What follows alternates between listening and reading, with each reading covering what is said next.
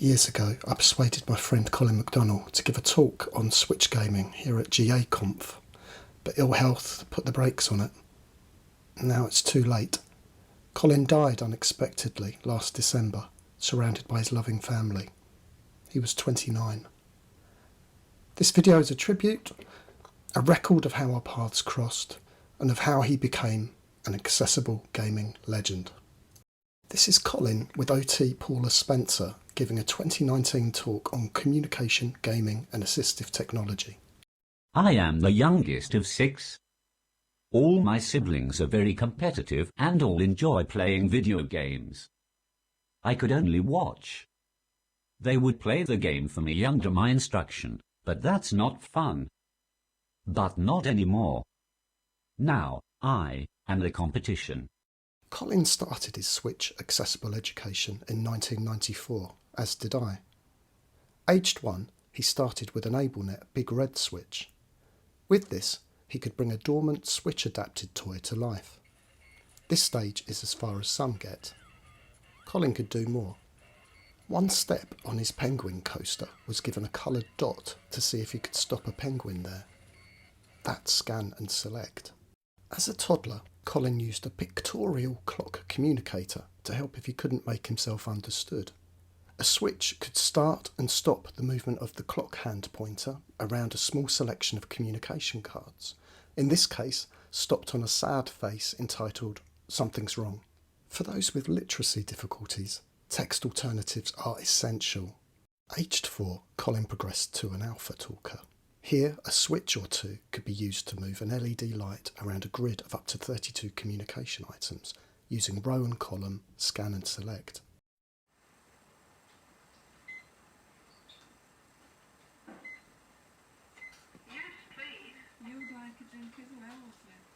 By 8, Colin was using text with far more powerful communication devices.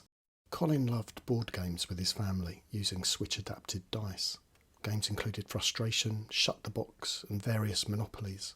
Finding Switch-accessible toys with appeal to older children remains difficult, and many that do quickly go out of production.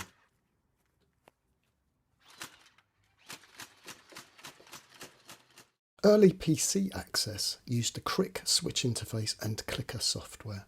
This inspired a hunt for games that would use the spacebar and enter key. Finding suitable Switch-accessible games can be difficult. Life got harder still in 2017 when Nintendo gave the search term Switch games an entirely new meaning. Support for better accessibility tagging and labelling in online stores is still sorely needed. One PC game Colin later enjoyed was William Pilgrim's accessibility mod of the gorgeous but diamond-hard Dragon's Lair. Features included an in-game press your button now indicator with bleep, compatibility with most Switch interfaces, auto and manual menu scanning, a one press to win movie mode, full screen or windowed, an infinite lives option, and the ability to start from and skip any stage.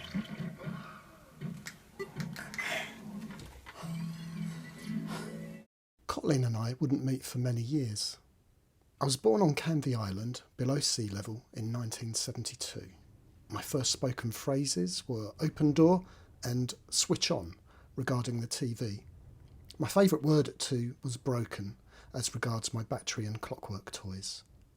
Living by the English coast, we were rarely far from amusement arcades, full of magical machines you could bring to life with a drop of a coin and push of a button.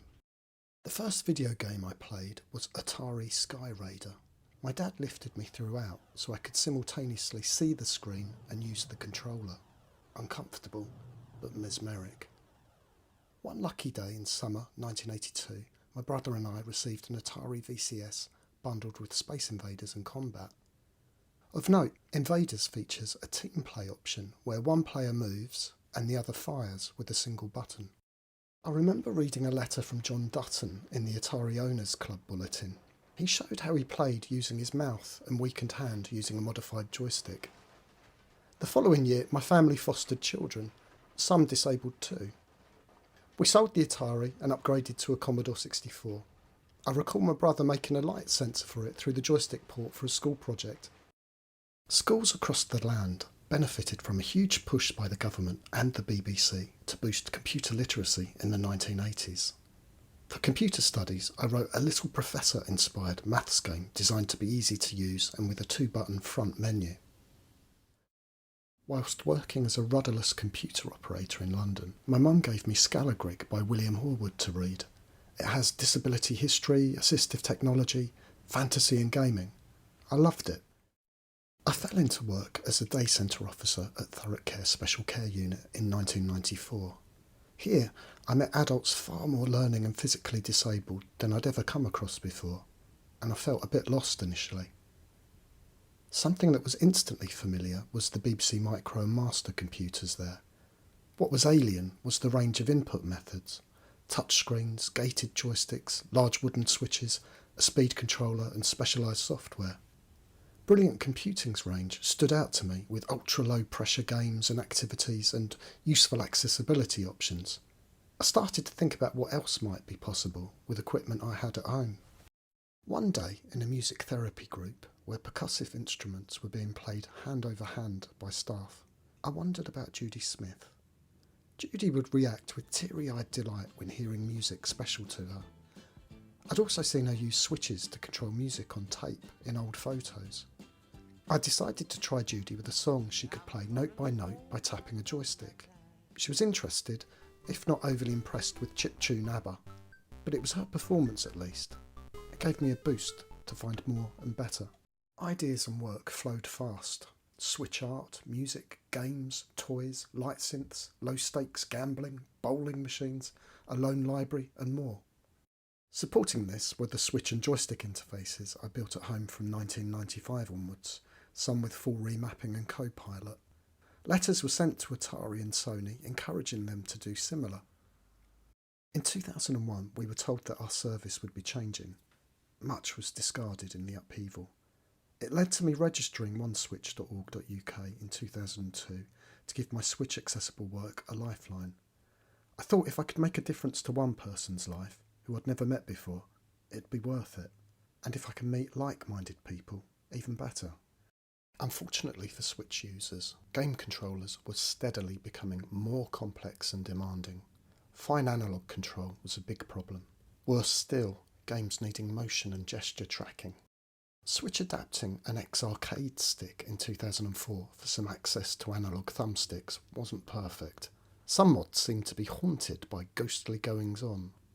Far better in 2007 was to fit a custom Ultimark iPack, normally used for MAME arcade gaming, and 27 Switch sockets to a Dreamcast arcade stick. I called it the Game Console Switch Interface Deluxe, or CSID for short. The first CSID I sold was to Special Effect in March 2008. This was alongside training and other equipment to help them with their early road shows. That same month, unaware of one another, Paula Spencer at the William Merritt Centre was inquiring about accessible gaming for their Switches for Kids project. I met Paula when I was at high school in a group called The Lost Boys. She came to a group run by our speech and language therapist, Josh Mars, set up to encourage use of our communication aids. We had 45 minutes gaming and half an hour using our AAC to chat about the games, who was the best player, me, of course, and what adaptations were needed. We can talk when we have something to talk about. We used an early F1 racing game on PS2 with a CSID. It was quickly obvious that Colin would be able to use more than one switch. He didn't like it if I tried to steer whilst he moved forward, because I wasn't good enough. He could easily use 3 switches in the early days. I was hooked. I offered to look for charity funding to get his own CSID, but the family went to a car boot sale to raise the money, as they said other people needed the money more than he did. This is Colin's CSID being tested on a GameCube before I posted it out. Here's Colin at home at Christmas playing PS1 Crash Team Racing on a PS2 against either brother Chris or sister Janine. A great game with simple controls. For games with complex controls, Colin needed to play in a team, delegating out what he couldn't manage. In Ocarina of Time here, Maxine would also need to swap Colin's switches around, like a 1920s telephone exchange operator, so he could better fight or explore as needed. Maxine said Colin often got annoyed with her back then, if it was her fault that they died. She'd played Zelda before on the N64, so she should have known better. By summer 2013, Colin could only manage 2 head switches accurately, but by then, with much help, I had the fledgling one-switch pulse system working. Just had my first match on FIFA 14. I drew because they scored in the last minute. I always wanted to be able to play a football game. Colin, Maxine and I worked hard to find and adapt games for 2-switch, and soon after, when needed, 1-switch play. The charity Special Effect and Clever Sausages, Jefferson Titan Kopi, Rio Joytaki Okubo, Clive UCR Galloway and Shaul Vijoy Isakovic were pivotal in this ever working. Tekken 6 proved to be very popular, although Colin could be ruthless. Colin! How do we block him like? I don't know. No, we've got him, come on. No, We've got it. no, Colin. No, Colin. Colin. Yeah. No. Yeah. I'm so annoyed now. I'm gonna walk out of the room and go back to Traveller's back up the hill and have a bit of a fruit chew. Wait, we're going. I'll go to Army Leisure Centre and have a bit of a... No, Colin, no! Colin McDonnell. Oh, for God's sake, man. Usually, to play a game independently, you would need to be able to do more than press one button. You would usually need to plug in an extra switch for every function you want to perform. However, I'm a one-switch user, so I need a way of giving my single switch more than one function. I do this by using a laptop as my controller, with 2 pieces of software, Joy-to-Key and UCR. Using these 2 pieces of software, I can now use a single switch to play Mario Go-Kart Racing independently. Now, you're going to ask yourself how. Well, basically, Joy-to-Key needs programming, so when I hit my switch once, I turn left. When I hit my switch the second time, I turn right. And whilst holding my switch down, the weapon is deployed. Within the game settings, automatic accelerate needs to be turned on, and bumper sides needs to be turned on so I don't fall off the edge.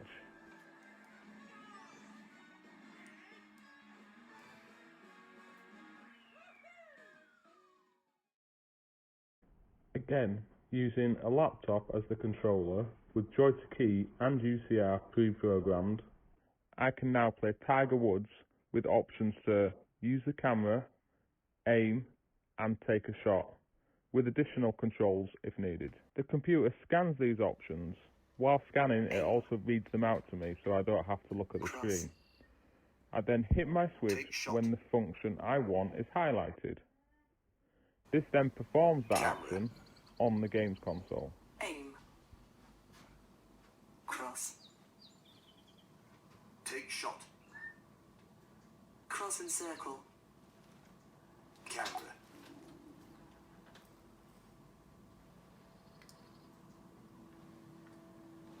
Aim. Cross. Take shot. Cross and circle. Camera. Aim.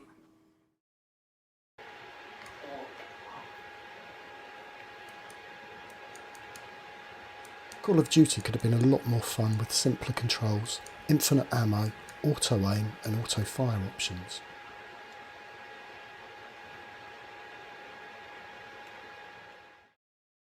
Minecraft proved a nightmare to switch adapt with such complex controls. Colin tried eye gaze, but he didn't get on with it.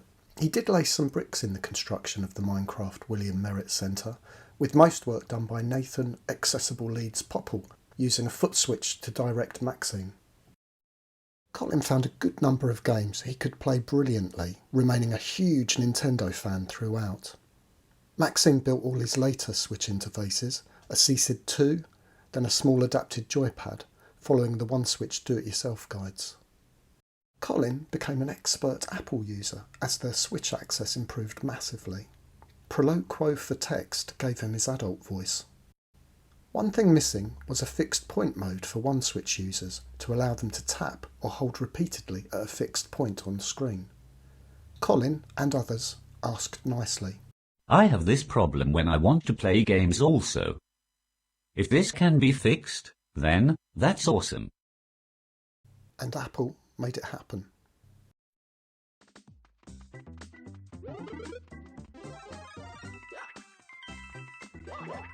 Gaming helps people develop switch or joystick skills, learn to anticipate, hit targets, make choices, learn timing skills.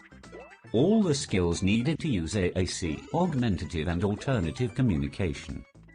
My life, and my ability to communicate, changed since the day I became a gamer. Colin put so much back out into the world. He freely shared his expertise and joy. He did this at William Merritt for over 10 years. He ran the local bocce club, a game he loved. He campaigned alongside Nathan for more changing places toilets, going in front of 99 councillors to explain why they are so important. See changingplaces.org for more, especially if you run an in-person event. He helped fundraise for Special Effect, supporting Game Blast every February between 2015 and 2022, including at home during the pandemic. And his influence lives on, such as with William Merritt supporting Game Blast 23 in tribute. He was a pleasure to know.